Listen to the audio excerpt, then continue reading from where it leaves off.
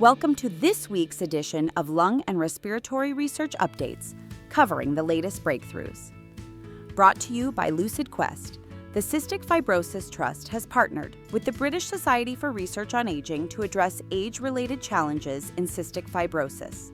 With nearly two-thirds of cystic fibrosis patients in the UK now over 16 years old, and 1 in 6 over the age of 40, this collaboration aims to advance research on risks such as cancer and cardiovascular disease.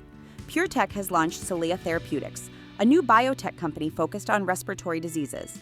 Led by former Teva CEO Sven Dethlefs, Celea's lead candidate, deupirfenidone, is entering phase 3 trials for idiopathic pulmonary fibrosis. The company aims to improve both the efficacy and tolerability of current idiopathic pulmonary fibrosis therapies. Panther X Rare has been selected by Insmed to distribute Brinsupri, the first FDA-approved treatment for non-cystic fibrosis bronchiectasis. This treatment is available for both adult and pediatric patients aged 12 and older, continuing Panther X's leadership in rare disease pharmacy. Amber Specialty Pharmacy has also begun distributing Brinsupri. This FDA-approved treatment, brensocatib, reduces pulmonary exacerbations in non-cystic fibrosis bronchiectasis. Amber will provide nationwide dispensing, along with 24/7 pharmacist support and financial assistance for patients. The National Institute for Health and Care Excellence has backed AstraZeneca's Fasenra for the treatment of eosinophilic granulomatosis with polyangiitis. Fasenra is the first NHS-funded biologic treatment for this condition, based on data from the Mandara trial, which showed non-inferiority to mepolizumab.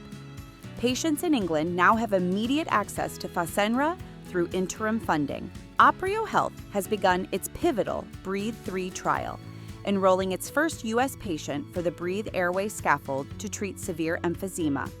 The trial will include 250 patients across 25 sites in the U.S. and Europe. Early studies have shown high success rates with no pneumothorax.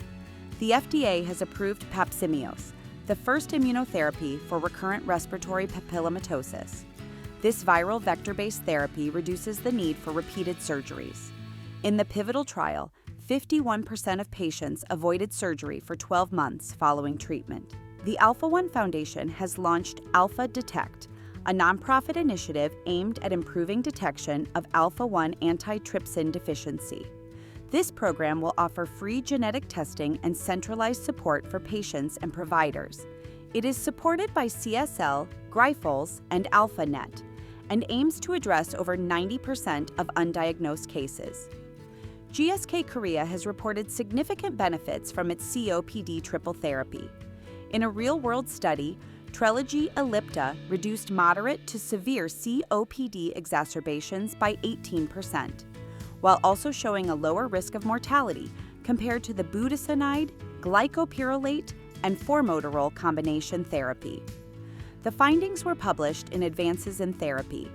The FDA has placed a clinical hold on BiomeX's BX004 trial due to concerns related to a third-party nebulizer device, rather than the BX004 therapy itself. While enrollment in the U.S. has been paused, the trial continues in the EU. BX004 targets Pseudomonas aeruginosa infections in cystic fibrosis patients. Finally, Rain Therapeutics has received UK approval for its idiopathic pulmonary fibrosis phase 2 trial. The MHRA has authorized the ReNeu phase 2 trial of LTI-03 for idiopathic pulmonary fibrosis. This novel peptide therapy aims to both slow fibrosis and support lung regeneration, with results expected in 2026. Stay ahead in lung and respiratory health research. Like, share, and subscribe for weekly updates. Visit lqventures.com or email us at info@lqventures.com for expert healthcare consulting. See you next time.